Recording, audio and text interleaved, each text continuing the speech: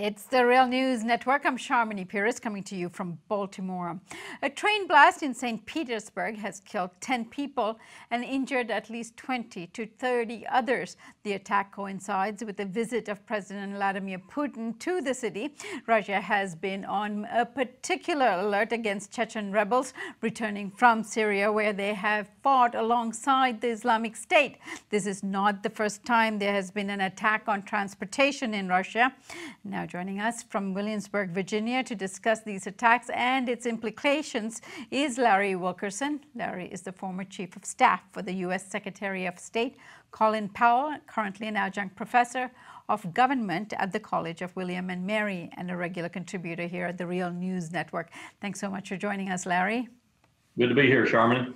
So, Larry, it's too early to know the specifics, but who might be responsible for these attacks, and what can you tell us about these types of terrorist attacks in Russia?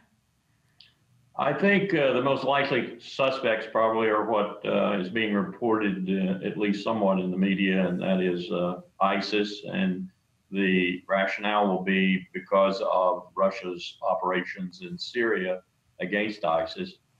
There could be some intent to blame more local potential terrorists, such as those from Chechnya.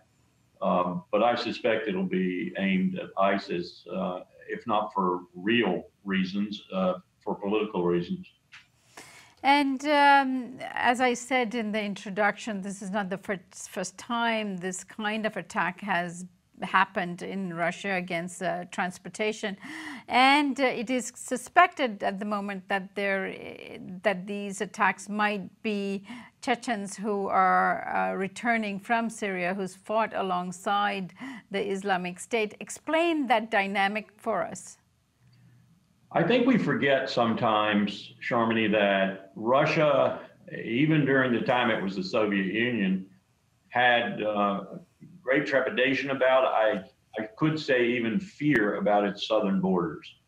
That's one reason why so many other states were incorporated as buffers in those borders, even though Uzbekistan, Tajikistan, Kazakhstan, and others featured themselves majority or at least substantial Muslim populations. We always feared the attack from the south, if you will, and in that fear, Muslims and radical Islamists, as we are wont to call them today, featured greatly. So it's not as if they have Mexico on their south or a Canada or something like that. They have a reason, they think, and if we had any empathy, we would think with them, at least along similar lines, that they have a problem. And this problem has manifested itself as the Soviet Union's buffer states disappeared and as Russia became a weaker geopolitical reality. And Chechnya sort of stands out as the big example of that, although surrounding areas have contributed. And one of the things that has happened is that ISIS and Al-Qaeda and other groups like that have been able to recruit rather well in those areas. And there's always been the fear that some of those recruits, once trained and blooded, if you will, would return and bring turmoil to Russia. And that might just be what has happened. I understand they found another bomb. It was of similar construction, I understand. They defused it, made it safe, so it did not go off. But this is something I think Russia has always feared, and we're seeing that there was reason for them to fear that. And as they use military force in places like Syria, they're probably going to be, as we have seen for ourselves, incurring more wrath and potential attacks within their own borders. Right. And what are the implications of these types of attacks, whether it is in St. Petersburg, Boston, Paris, wherever it might be? What are the implications, and how do we begin to really address the causes of the attacks like this? I think the first thing we have to realize, if we're thinking rationally about this, and let me hasten to add, I don't think either Russia or us are thinking rationally about it, or for that matter, Europe. You have to consider that this is going to be with us for a long time. Terrorism is not some new phenomenon. It's been around for at least 2,500 years. Some would argue 5,000 years.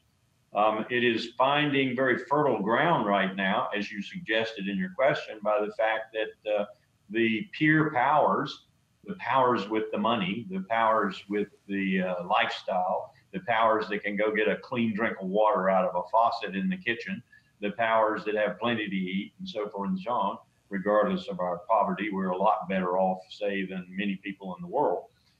They're going to start looking at us increasingly with jealousy, with fright even, and with covetousness that's going to send them across our borders and send them to do things against us. It's not so much because they hate us, as George W. Bush said, or they hate our freedom. It's because of our actions in the world.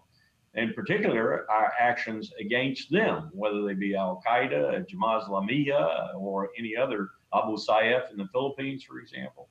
It's a cost of doing business in today's globalized world.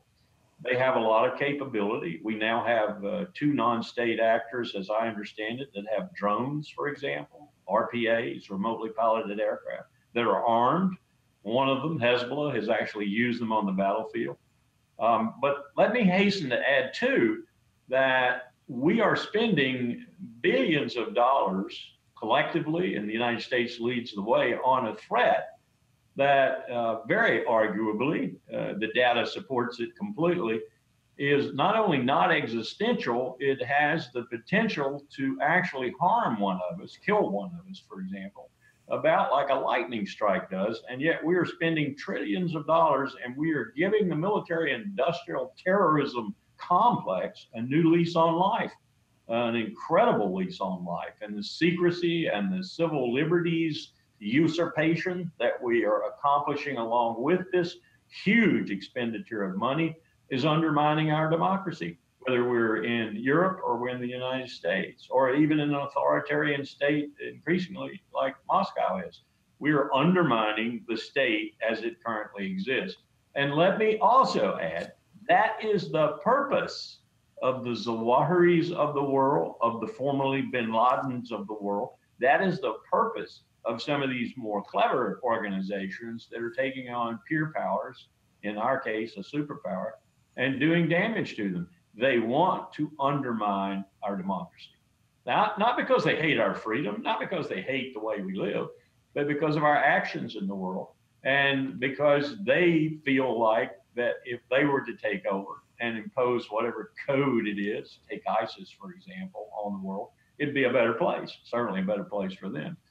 I'm not condoning any of this. I'm just saying that we're playing into the hands of the people who are trying to do damage to us by this incredible expenditure of funds, dedication of energy and time and money and people and treasure to defeating them, when we should be just looking to manage this phenomenon until it recedes back into the woodwork from whence it came.